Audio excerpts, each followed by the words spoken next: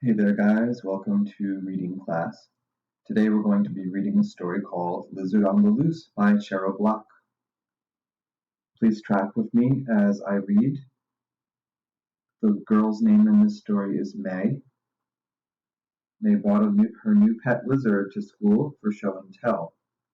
The lizard was inside a shoebox. May had punched air holes in the lid.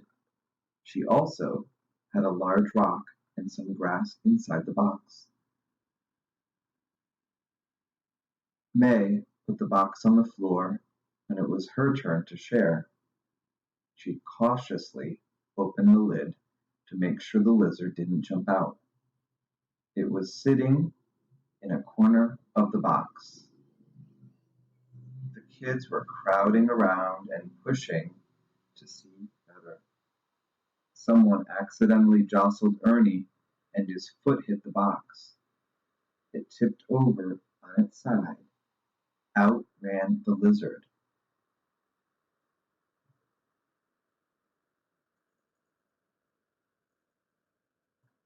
Here we have a little illustration of that lizard. The kids jumped back in surprise. May bent down to pick up the lizard. It ran away, and some of the kids pursued it. They couldn't catch it. Other kids, even Mrs. Woods, climbed up on their seats. Kids continued to pursue the lizard as it ran around the room. May was afraid someone would step on it. Just then, Mr. Purdy, the janitor, came in.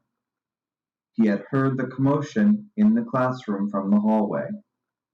He took out his broom and dustpan.